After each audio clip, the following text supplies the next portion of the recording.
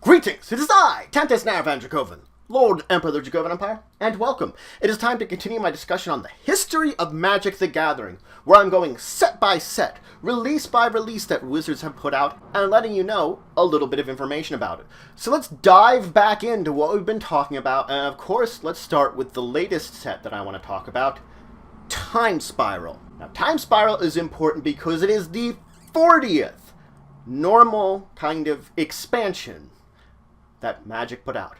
40th expansion. Bam. That's a big number. Now, it was released on October 6th of 2006. It was the first expansion, the first small expansion within the Time Spiral block. Now, it is known for the fact that it had two types of cards, your normal type of cards and a special group of cards called timeshifted. Now, it was known for the fact that it had special groups of cards, which added together with the normal cards in the set, gave you 422 cards you could collect, 301 normal cards, and 121 time-shifted cards, which I'll talk about in a minute. Now, it had the mechanics of course, time-shifted. It also had rebels, slivers, shapeshifters, and thalids. And it had the keywords of buyback, echo, flanking, flash, flashback, madness, morph, shadow, split second, storm, and suspend. A huge amount of keywords that it focused on, including a few new ones in there. Now, many of the cards in this set referenced previous sets, in previous cards, in the way that they were built. The symbol for it was in fact an hourglass, representing the mix-up of time and alteration of time and things going on that makes all time wonky within this set, the idea of it. Now, as I said, the time shifted were 121 cards made from pre-Mirrodin sets. That's where it originated from, and it had a format similar to that within 7th edition. These were black bordered, but the way that the cards were formatted was that 7th edition way. The rarity symbol on here was actually purple, to represent that these were special cards, indeed, that they were special than your average one. In fact, these were rarer than the rares within Time Spiral, as the fact that there were 80 rares and 121 time shifted, and in any deck, any pack you would buy, you'd get one time shifted, one rare. So this means that you would effectively be getting basically the same number of them each time, but since there's a smaller amount of normal rares, time shifted were about 50% rarer.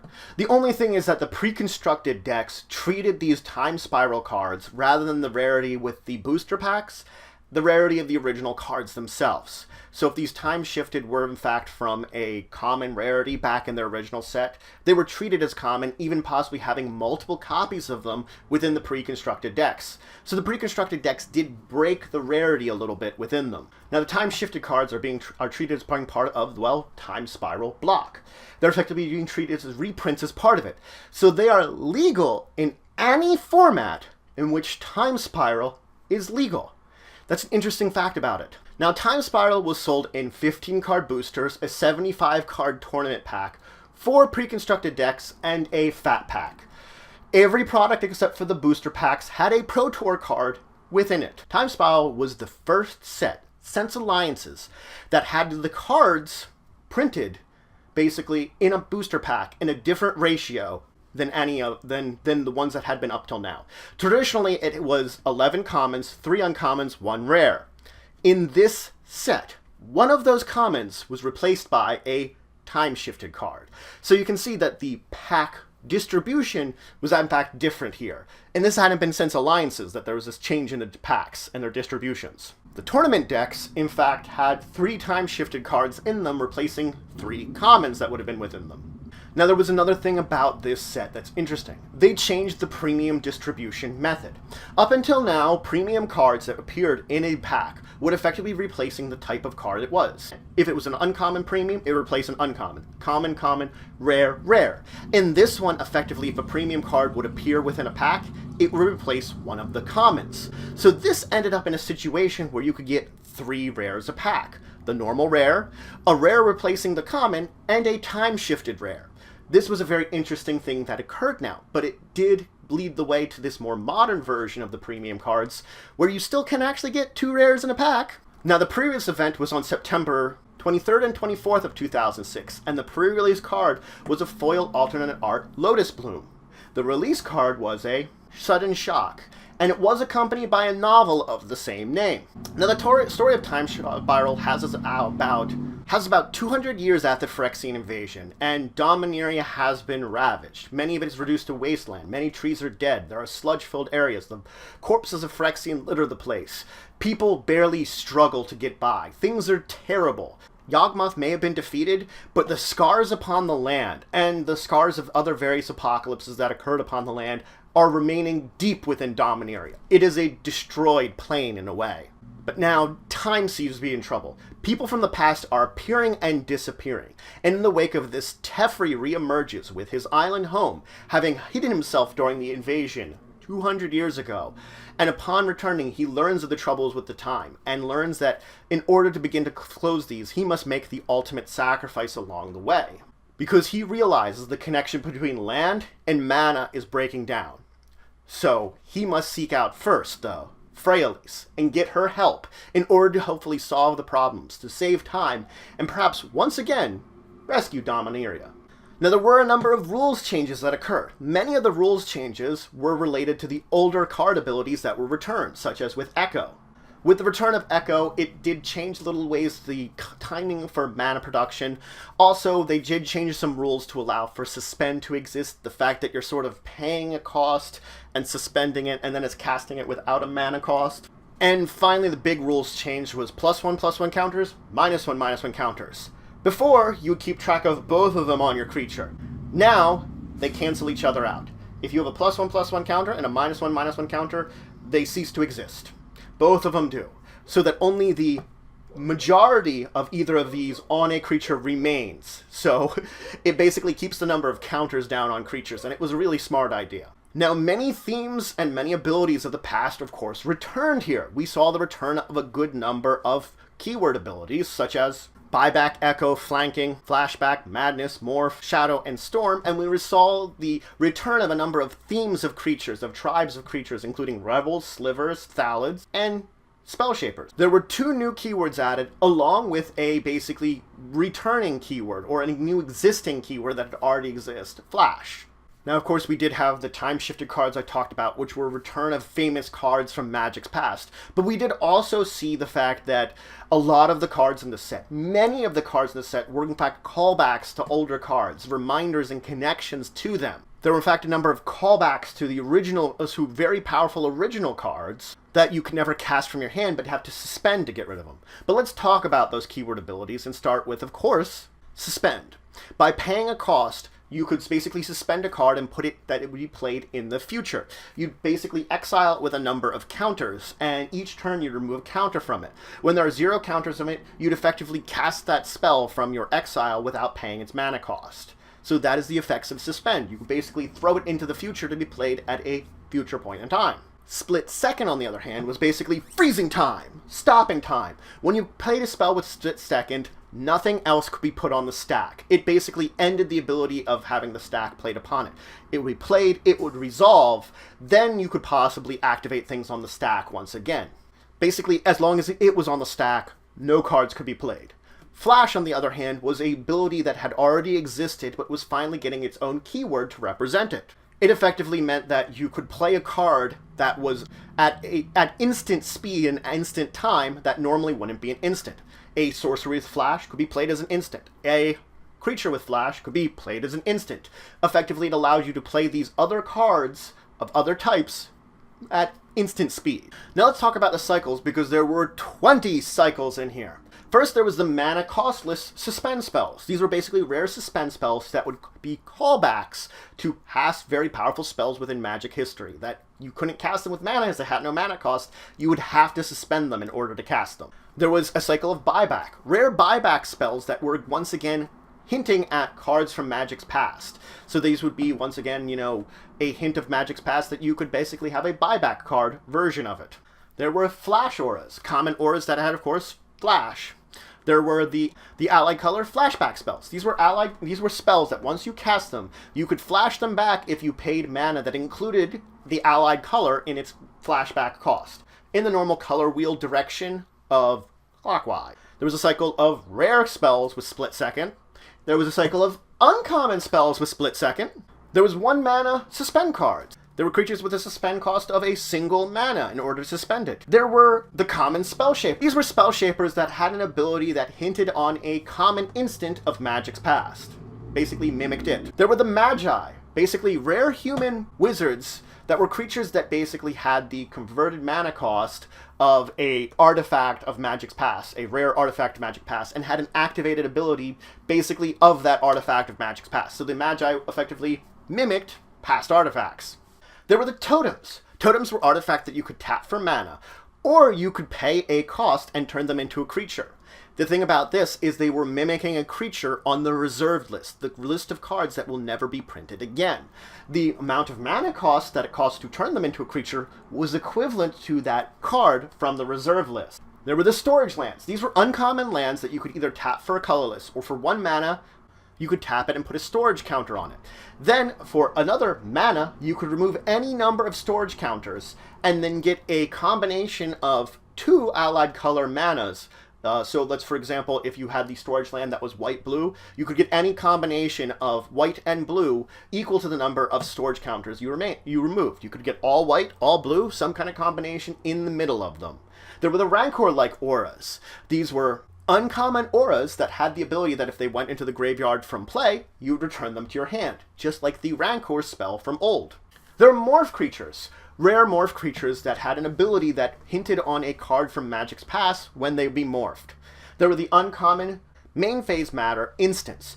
These were instants that if you played them during your main phase, you would get an additional effect. So you could either play them as an instant at any time, or during your main phase for a little bit of extra ability. There were also the 2-color legends.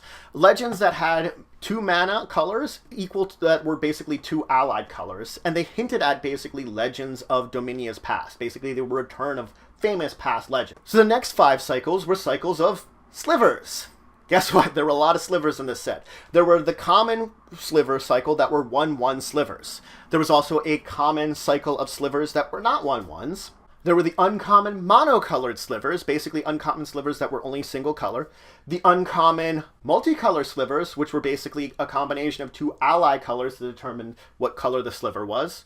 And then there was the rare slivers that are each slivers that had an ability that hinted at a creature of Magic's past and gave it to all slivers. So let's talk about the pre-constructed decks. There was a black-green one called Fun with Fungi, a white one called Hope's Crusade, a blue-red one called Reality Fracture, and a white-red-green one called Sliver Evolution. Now there were some other interesting facts about this. The Consecrate Land spell, there were no original copies of the art for that, and they were going to be putting it out as part of the timeshifted group.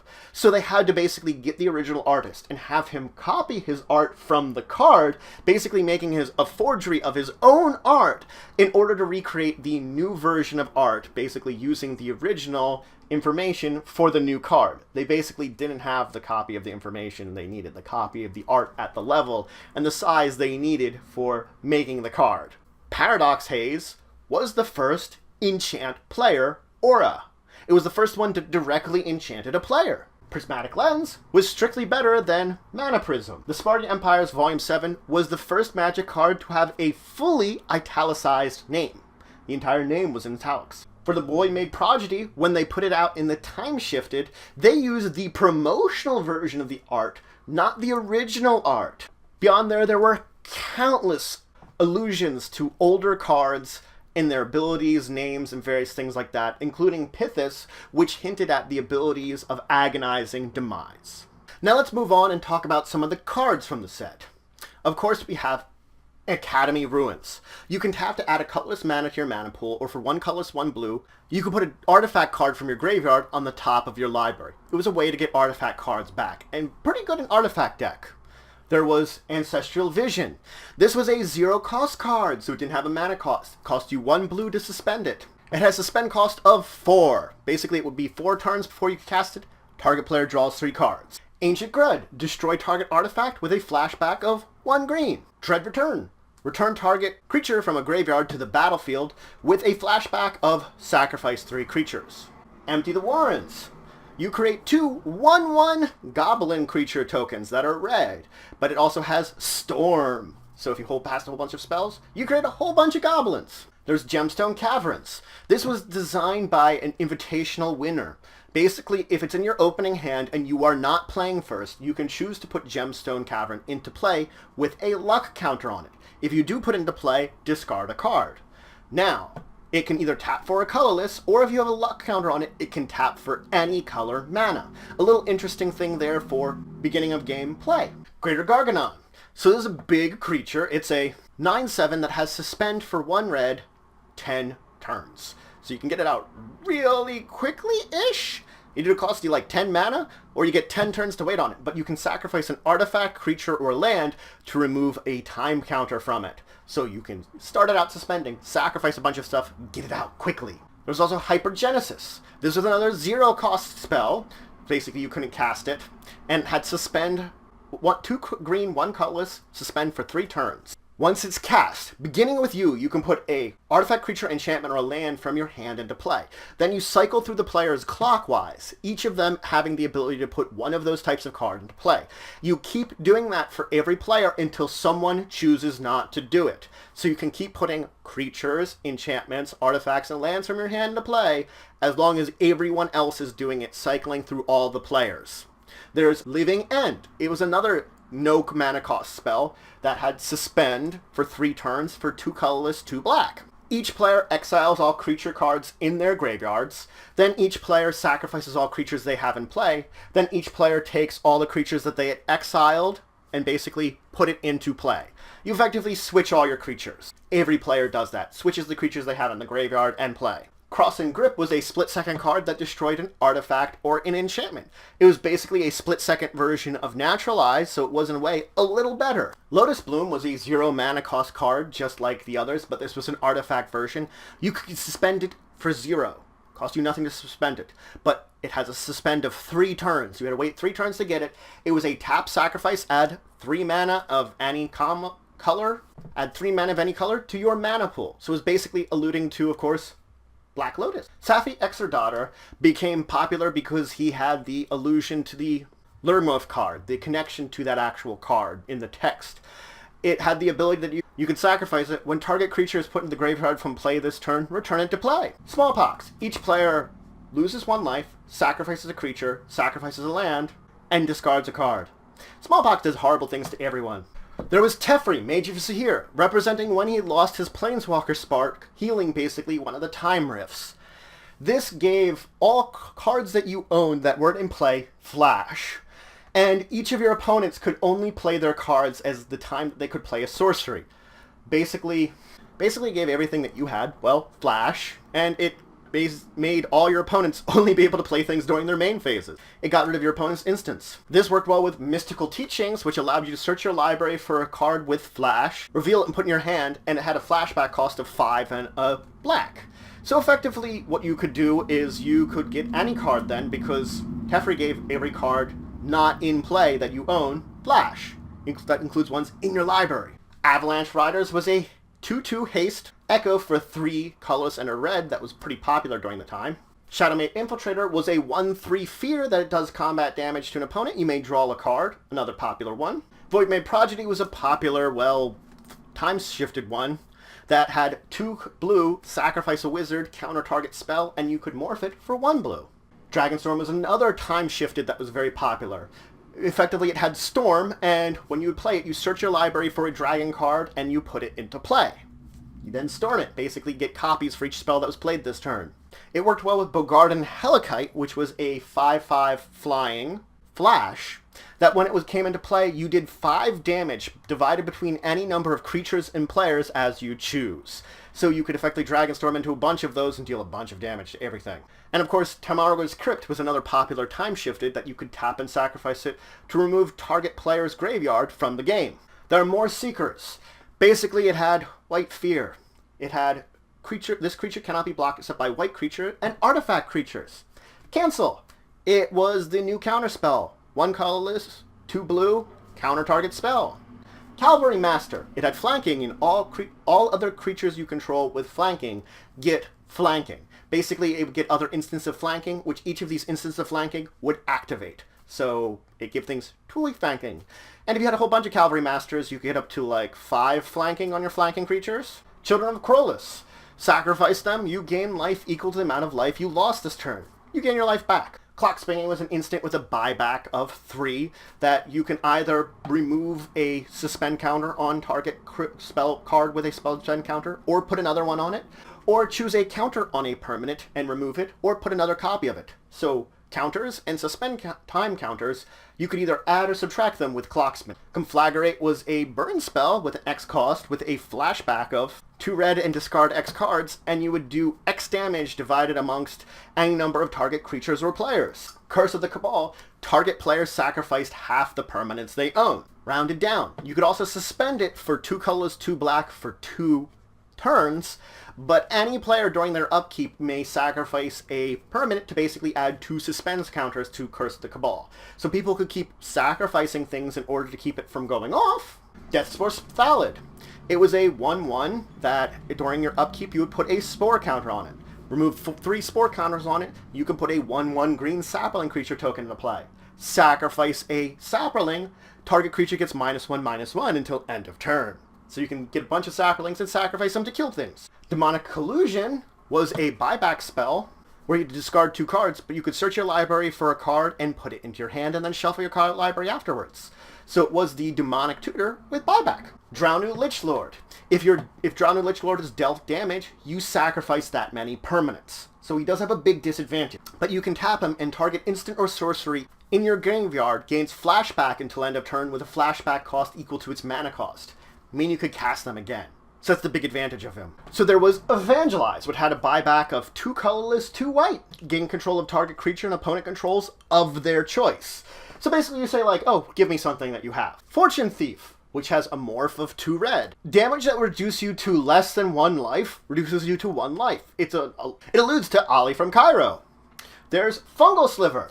All slivers gain, when this creature would be dealt damage this turn, put a +1/+1 counter on it. So that means when a sliver takes damage, regardless of the amount of damage, it also gets a +1/+1 counter. It might save it. Fury Sliver. All slivers have double strike. Enough said. Gauntlet of Power. When it comes to the play, you choose a color. Creatures of that color get +1/+1, and when a land would tap for mana of that color, its controller adds 1 extra mana of that color to their mana pool. So if I would tap any land for like a red, if I called out red, I would get 2 red instead of 1. There's the Gemhide Sliver. All slivers have tap. Add 1 mana of any color to your mana pool. Basically, make sure that you can have any color mana you want with any sliver. Harmonic Sliver. All slivers get, when this creature comes into the battlefield, destroy target artifact and enchantment. Basically gave your slivers the ability to blow up artifacts and enchantment, but they have to blow up one. That's the only disadvantage. This isn't a May. Hivestone. All creatures you control have the type Sliver in addition to all other creature types that they would have. Basically, it makes all your creatures also slivers.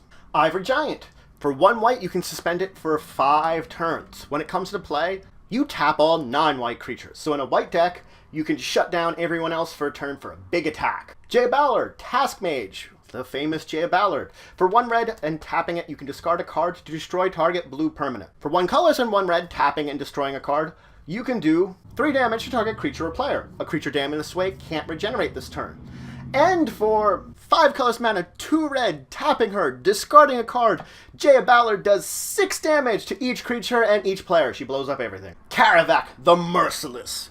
When an opponent plays this spell, Karavak the Merciless does damage to target creature or player equal to that spell's converted mana cost. So it basically turns all your opponent's spells into fuel to destroy them. They destroy themselves. Care Keep. You can tap it for a colorless, or for 1 colorless, 1 red, and tapping it, you put a 0/1 creature token into play that is a kobold, that is red, that is called Kobolds of Care Keep. Effectively, if you're using the old kobolds from Legends, you can make a quite decent kobold deck with Care Keep.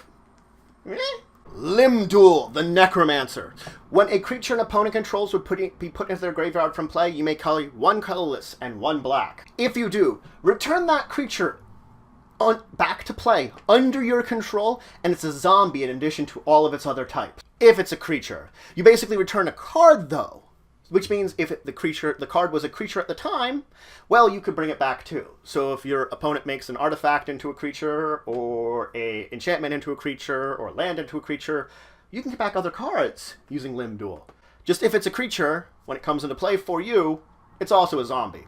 Oh, and for 1 colorless and 1 black, you can regenerate target zombie. Mishra, Artificer Prodigy. When you play an artifact, search your graveyard, hand, and library for another artifact of the same name and put it into play. Basically, for 1 artifact, you get 2. Shuffle your library afterwards. Mog War Marshal. It has an echo of 1 colorless, 1 red. When it comes into play, or it leaves the battlefield, put a 1/1 red goblin token into play. So you play it, and then you let it die in some way, you get 2 goblins in its place. And if you had a way of bringing it back and doing it again, you get more and more goblin tokens. Paradox Haze is that enchant player I talked about. At the beginning of enchanted players' upkeep, they get an extra upkeep. Effectively, you get 2 upkeeps. So if you have a lot of cards that have during your upkeep abilities, you trigger it twice. Pentrak Paladin. It has flanking, and when it comes into play, you choose a color. For 2 white and tapping it, destroy target permanent of the color that you chose. There you go. It's the Paladin for whatever color you want. Reiterate, it's got buyback 3 colorless. Copy target instant or sorcery. You choose new copies for that instant or sorcery. Reiterate's pretty good. Return to Dust. Exile target enchantment or artifact. If you play it during your main phase, you may exile another artifact or enchantment. Basically, I can choose to play it during my main phase instead of as an instant. Well, it's still an instant, but during my main phase, and I can exile 2 artifacts, or 2 enchantments, or an artifact and an enchantment. Spellburst. It's an X-cost spell that has buyback 3. Counter target spell with that converted mana cost of X. Spore Sower Thalid. At the beginning of your upkeep, put a spore counter on each fungus you control.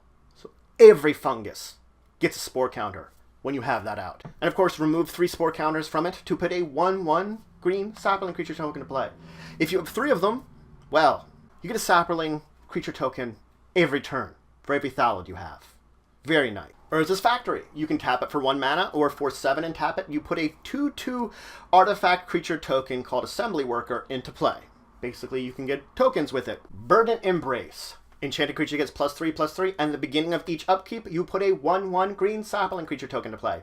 It makes anything into a Verdant Force. Now there are a couple of time-shifted cards I wanted to mention. Akroma, the flying 6/6, first strike, vigilance, trample, haste, protection from black, protection from red creature.